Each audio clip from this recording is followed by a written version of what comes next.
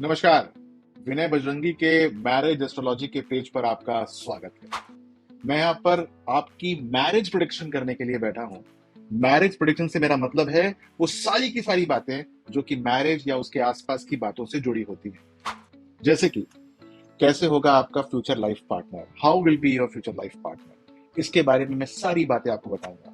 वो कमाता होगा, नहीं कमाता होगा, क्या कमाता होगा, नौकरी करता होगा, बिजनेस करता होगा, आपको जो है वो आपका ड्रीम पार्टनर मिलेगा कि नहीं मिलेगा, ऐसी सारी की सारी बातें जो है वो आपको इस पन्ने पर पता चल जाएंगी। यानी कि यदि कोई आपके मन में संशय हो कि आपका मैरिज पार्टनर कैसे होने वाला है, तो आपको इस पेज के सब पेज पे यानी कि अंदर वाले पन्ने पे जाना नितांत आवश्यक है।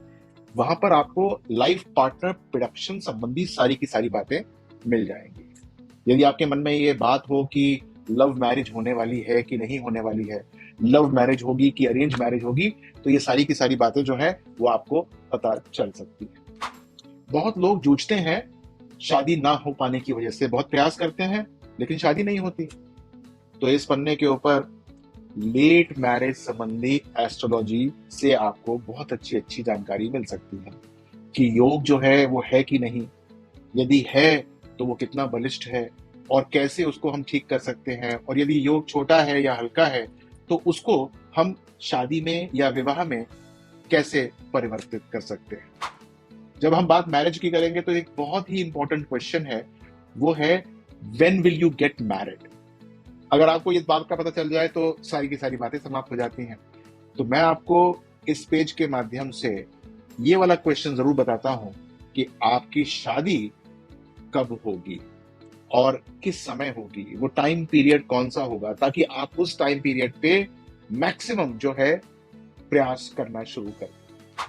वो लोग जिनको कहीं से ये पता चल गया है कि वो मांगलिक हैं या बचपन से सुनते आ रहे हैं कि वो मांगलिक हैं, तो मैं मंगल दोष का इवैल्यूएशन भी करता हूं। जी हाँ, हो सकता है कि आप मांगलिक हो ही ना लेकिन मान के बैठे हुए हों।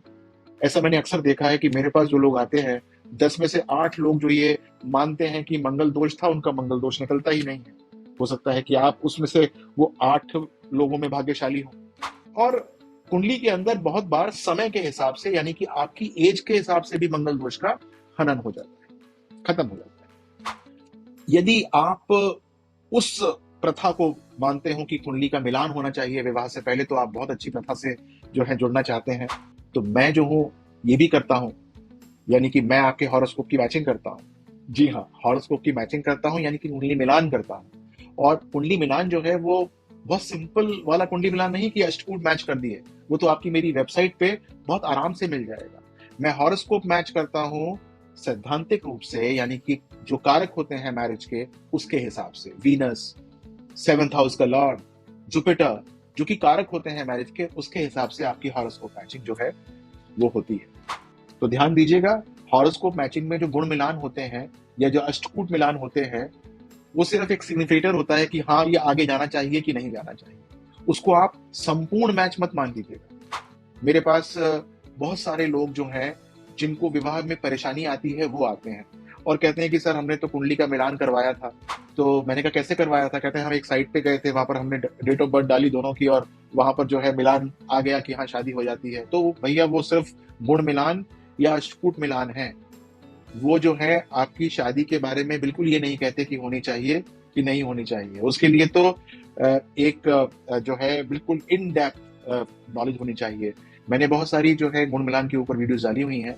आप गुण मिलान कैसे होना चाहिए वो मैंने बिल्कुल एक डिस्क्रिप्टिव वे में एक्सप्लेन किया हुआ है, आप उसको भी देख सकते हैं। और यदि आपने ऐसा नहीं किया और आपकी कुंडली के अंदर जो है वो शादी को लेकर कुछ नेगेटिव बातें हैं, तो होगा क्या कि मैरिड लाइफ इश्यूज शुरू हो जाएंगे, प्रॉब्लम शुरू हो जाएंगे इन मैरिड लाइफ। तो ये प्रॉब्लम्स इन मैरिड लाइफ या मैरिड लाइफ इश्यूज से बचने के लिए कुंडली के का गुण मिलान सही प्रकार से या कुंडली का हॉरोस्कोप मैचिंग जो है वो बिल्कुल अच्छी तरीके से होना चाहिए। वरना क्या होता है, डिवोर्स जनित हो जाता है। जी हाँ, divorce can be red through your chart, आपकी कुंडली से हम पढ़ सकते हैं कि डिवोर्स होगा कि नहीं होगा। तो उसको जो है वो आपकी कुंडली के माध्यम से पढ़ा जा सकता है। बहुत लोग जो है स्ट्रगल कर रहे होते हैं, अपने स्पाउस को मना रहे होते हैं कि नहीं लेते हैं डिवोर्स, या 2 4 5 साल 8 साल जो है किसी लालच में जो है डिवोर्स नहीं देते हैं।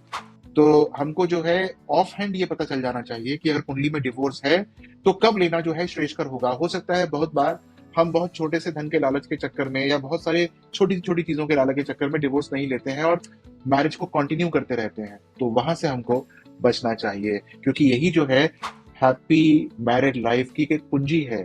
जी हाँ, डिवोर्स अगर नहीं होगा तो इसका मतलब क्या हुआ कि आपकी मैरिड लाइफ जो है वो हैप्पी मैरिड लाइफ है। और एक बहुत इंपॉर्टेंट विधा है जिसको हम बोलते हैं प्री और पोस्ट मैरिज काउंसलिंग। आपने बहुत सारे काउंसलर्स देखे होंगे, वो आपको बातें समझाते हैं कि ऐसे रहो, वैसे रहो, ये बात करो, ये इज्जत करो, वैसे करो। लेकिन एस्ट्रोलॉजिकली आपने ये सोचा है कि ये आपके बर्थ चार्ट के अंदर ये बात छुपी हुई है कि आपकी आपकी वाइफ के साथ या हस्बैंड के साथ अनबन रहेगी या परेशानी रहेगी।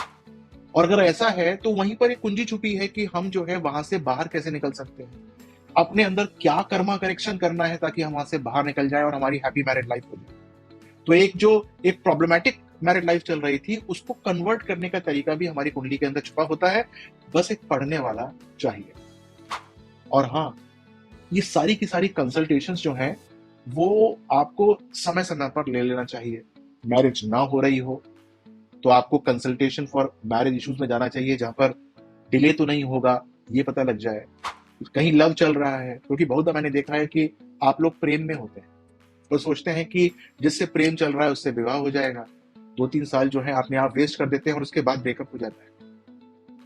अब ब्रेकअप होने के बाद आपके अंदर वो हिम्मत नहीं बचती कि दोबारा आप रीस्टार्ट करें वो सारे के सारे प्रोसेस को। तो यदि ये बात 2 साल पहले 3 साल पहले पता चल जाती कि जिसके को आप अपना दिल दिए बैठे हैं, जिससे आप सोचते हैं कि मेरा विवाह होगा, वहां से आपको ये पता चल जाए कि इसके साथ जीवन आगे संभव नहीं है, तो कम से कम 2 साल पहले पूछ लेते ना कि भाई शादी करनी है कि नहीं।